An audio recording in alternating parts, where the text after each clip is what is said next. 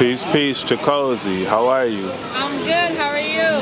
I'm great. I'm great. Thank you for coming out. No problem. So, where are you from? I am from originally Detroit, Michigan, but I'm 100% Nigerian as well. 100% Nigerian. 100%. My parents are 100% Nigerian. I've lived in Nigeria, so I definitely accept my culture for what it is. Wow. So you live in a totally different continent. A totally different continent, and at that time I was very young. I was 8 years old, and I was living by myself in Nigeria, so I actually learned a lot. So many like vibrant colors and so many different cultures and so many different people. I learned a lot. I know how to speak a different language. Nigeria literally molded me to who I am to this day. What is something that you miss the most about back home? I would definitely probably say just as much as just livelihood that we have,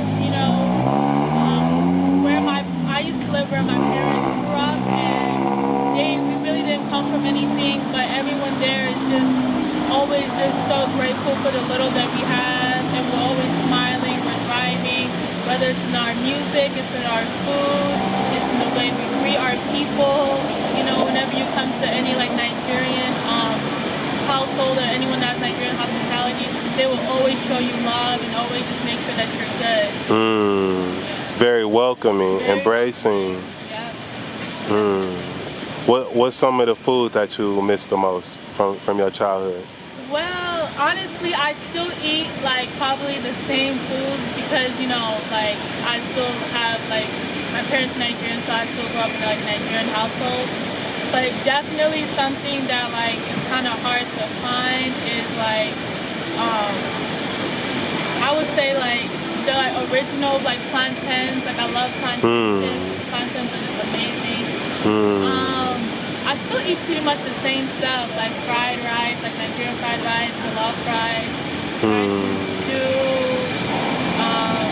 Yeah, I mean, it's pretty much still here. My mom still cooks it, so I'm still eating good. I never left.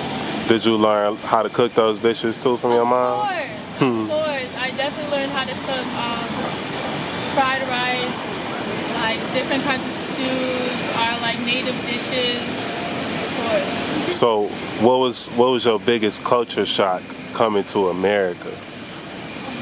Well, actually, I've lived here. I was born and raised in Detroit, so it wasn't really much of a culture shock, but the culture shock was definitely Nigeria. When I lived there by myself, it was kind of getting acquainted with the culture, learning how to speak a different language. I looked different than a lot of the people there, so just kind of blending in, and I was always the odd person out because you could definitely tell that I wasn't originally from there. Yeah, Nigeria was a really big culture shock because it was such a young age that I went. So you went at age, so they could easily tell, you probably had an American accent. Yeah, I had an American accent bad. They could easily tell when I was in school, I wasn't used to doing the same things that the other kids were used to, so it was definitely different. How did they treat you? How did the other children treat you? Unfortunately, not as welcoming.